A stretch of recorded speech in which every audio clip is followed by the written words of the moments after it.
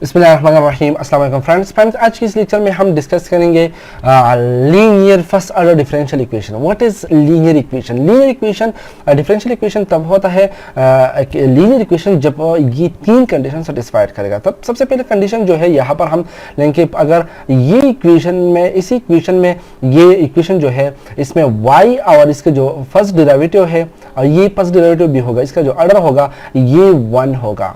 It mean इसका जो power होगा ये 1 होगा। दूसरी जो बात है ये है कि ये जो इक्वेशन है इसमें y और dy का प्रोडक्ट नहीं होगा। जबकि जो तीसरा यहाँ पर कंडीशन है वो ये है कि इस इक्वेशन में कोई ट्रांसेंडेंशियल फंक्शन जिसको हम खास ट्रिग्नोमेट्रिक फंक्शन कहते हैं या एक्सपोनेंशियल फंक्शन कहते हैं, ये फंक्शन ऑफ y भी एब्सेंट होगा। तब इसको हम कहते हैं ये जो इक्वेशन है ये लीनियर इक्वेशन है।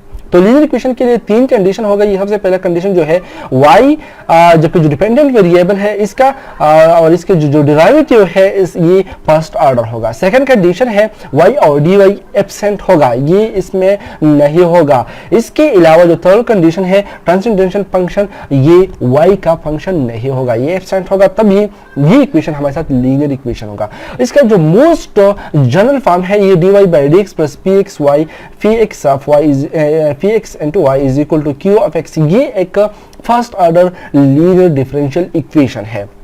अब ये जो इक्वेशन अगर ये एग्जैक्ट होता है तो इसका जो सोल्यूशन है ये ऑलरेडी डन हो गया है, क्योंकि इसका सोल्यूशन जो हमारे साथ होता है एग्जैक्ट कंडीशन में ये m dx plus n dy is equal to 0 इसी फॉर्म में होगा। तो ये एग्जैक्ट तब होगा जब इसका जो डेरिवेटिव लेंगे विद रिस्पेक्ट टू y, अगर n का डेरिवेटिव लेंगे विद रिस्पेक्ट टू x और ये दोनों इक्वल होगा तब ये एग्जैक्ट होगा।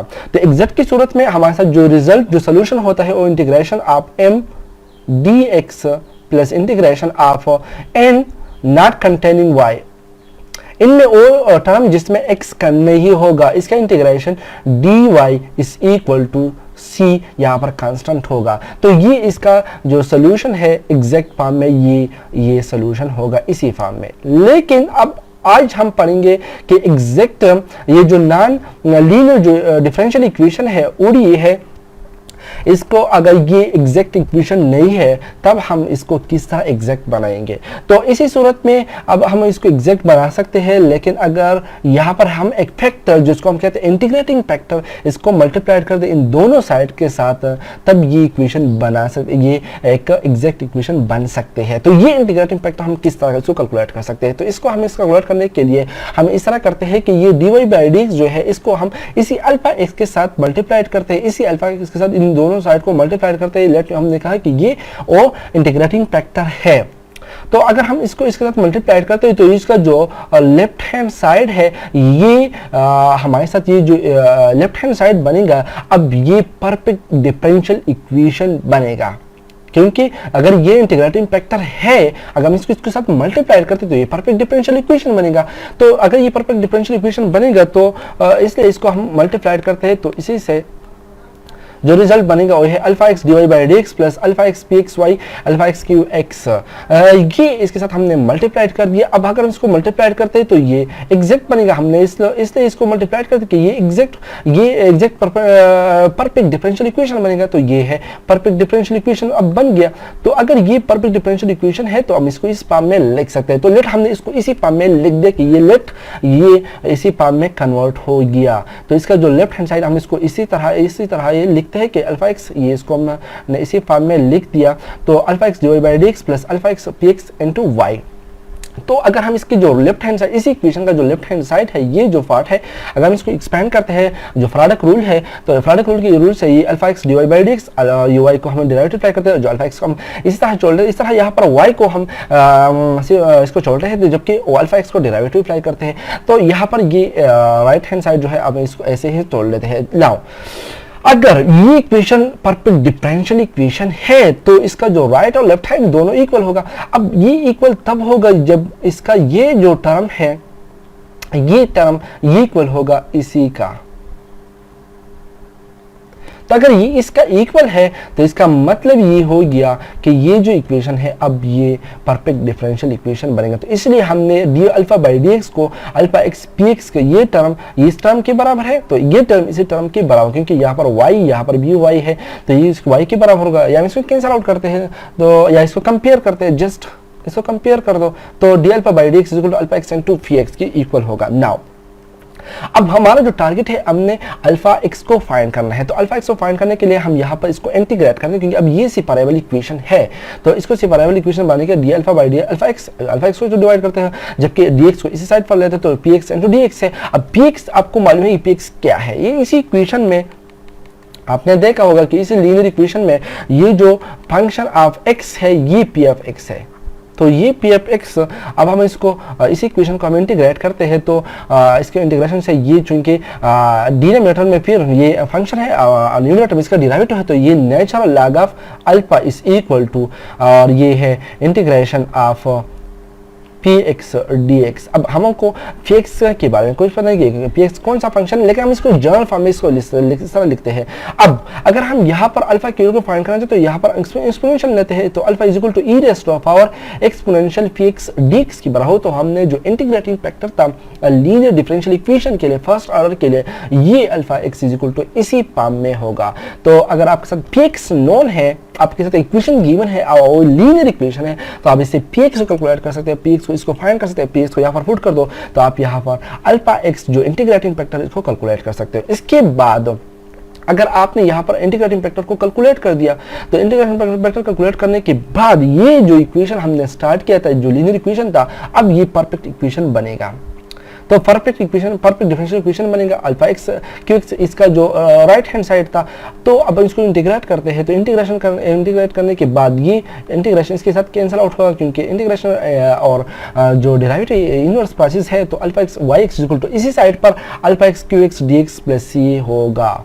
अब इसी अल्फा एक्स को इसको डिवाइड करते हैं, तो नेक्स्ट जो टर्म बनेगा 1 divide by alpha x equal to integration alpha x Q x D x and plus c. अब अल्फा एक्स को इस साइड इस पर भी इसके डिवीजन में भी लगा, इसके डिवीजन में भी लगा दो, तो इसके बाद यहाँ पर 2 सोल्यूशन बनेगा। इस एक सोल्यूशन को हम कहते हैं y2x, जबकि जो फर्स्ट जो सी डिवाइड बाय अल्फा एक्स है इसको हम कहते हैं y1 ऑफ x। अब y1 ऑफ x को हम जो सोल्यूशन के लिए जनरल सोल्यूशन इसको फाइंड कर सकते हैं। अगर हम इसको फाइंड करना चाहते हैं तो इसको हम जो इक्वेशन था इसमें हमने पुट करना है कि क्यू एक्स इक्वल टू 0, इसको हमने कन्वर्ट करना है होमोजेनियस इक्वेशन में, तो ये क्यू ऑफ एक्स को 0 पुट करना होगा। अगर हम इस यहाँ पर क्यू ऑफ एक्स को 0 पुट करते हैं तो ये जो इक्वेशन है d y by D x, ये जो लीनियर डिफरेंशियल इक्वेशन था, अब यहाँ पर जिसका right hand side Q x था, अब ये इक्वल टू 0 हो गया।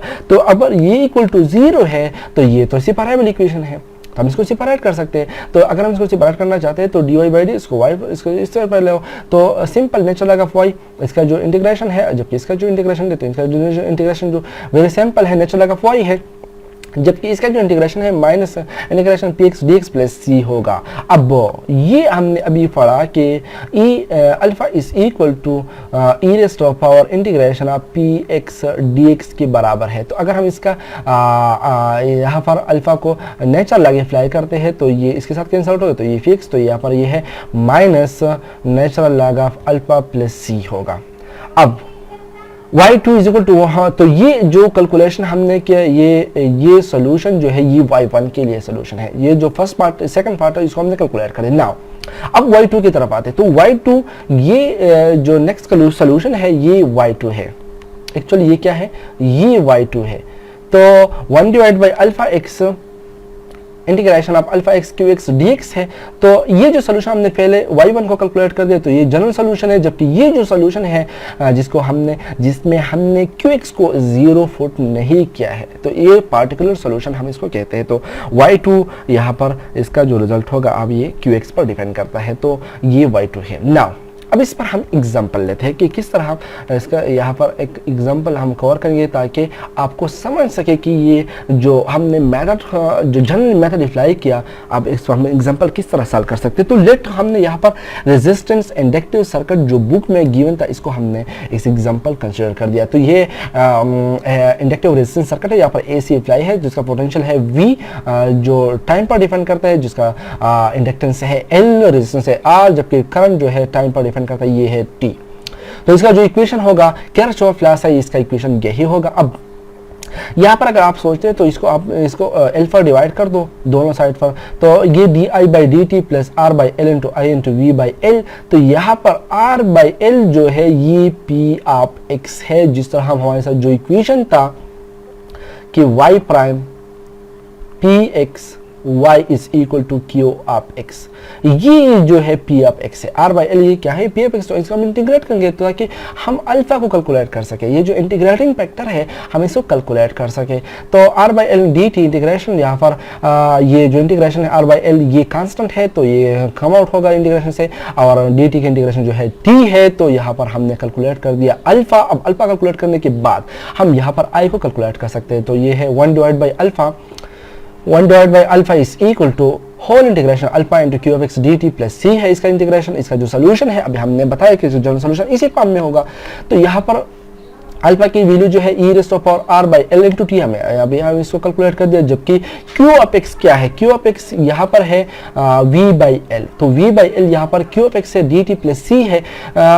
तो इसको हम फर्दर इसको सिंप्लीफाई करते हैं, तो फॉर स्पेशल केस यहाँ पर हम वी, मैंने अभी बताया कि वी डिपेंड करता है टाइम पर, लेकिन हम स्पेशल केस के ऐसा करते हैं कि वी को हमने कांस्टेंट तस्वर कर दिया, ताकि अगर ये कांस्टेंट है तो ये टी से जो इंटीग्रेशन है विद रिस्पेक्ट टू टी है ये इस इंटीग्रेशन से कांस्टेंट है, तो ये इससे आउट हो सकते हैं। तो यहाँ पर integration r by L into T D T रहेगा। अब आपको पता है कि अगर हम इंटीग्रेशन को फाइंड करना चाहते हैं तो इंटीग्रेशन e की पावर dx किसके बराबर होता है? ये e की पावर x डिवाइड बाई इसकी जो पावर है इसके डेरिवेटिव पर हम इसको डिवाइड करते हैं। तो यहाँ पर v बाई अपनी जगह, जबकि ये जो फंक्शन है ये है r बाई एल इंटू सी, और इसके जो डेरिवेटिव है ये है r, ये डिवीजन में होगा r बाई एल होगा। अगर हम इसको और इसका रेसिप्रोकल लेते हैं तो ये r l बाई r बनेगा प्लस सी। ये वेरी सिंपल प्रोसेस है, आपने खुद इसको करना होगा कि ये एल बाई आर किस तरह है। तो नाउ इसको फर्दर सिंप्लीफाई करते हैं कि इसके साथ इसको मल्टीप्लाई करते हैं, तो e raise to power minus are by L into t इसके साथ मल्टीप्लाई हुआ, तो ये पॉजिटिव टर्म है, तो इसके साथ ये ई की power minus are by L into t plus r by L into t, तो ये दोनों कैंसिल आउट हो गए। E power 0 is equal to 1, तो ये वी नॉट बाई आर रहेगा यहाँ पर, जबकि L यहाँ पर कैंसिल आउट होगा। जबकि इसी टर्म में जो यहाँ पर C है, C into e raise to power minus R L by T, ये e raise to power minus are by L into T जो है इन दोनों टर्म के साथ मल्टीप्लाइड हो गया, क्योंकि यहाँ पर ये अल्फा इसके साथ मल्टीप्लिकेशन फॉर्म में होता है। ये 1 बाई अल्फा है, लेकिन अल्फा की value e raise to power r by l t, लेकिन इस ये डिनोमिनेटर में अगर इसको न्यूमरेटर में लेना चाहते हैं तो यहाँ पर ये माइनस बनेगा। नाउ यहाँ पर हम जो कंडीशन है अप्लाई करते हैं कि for i is equal to 0, ये टी अगर 0 होता है तो करंट भी 0 होता है। तो इसी इक्वेशन में हम इसको फुट कर दें तो हमारे साथ जो है आई इज इक्वल टू 0 बनेगा, ये v not by r is equal to this term is equal to 0, ये ई रेज़ टू पावर 0 बनेगा। तो सी की वैल्यू है minus V not by R. अब इसको यहाँ पर फुट कर दो, तो e raise to power minus are by L into V not by R, इसको सर कॉमन ले तो आपका जो करंट इसी सर्किट में होगा ये है v not by r into 1 minus e raise to power minus are by L into t. Very simple है।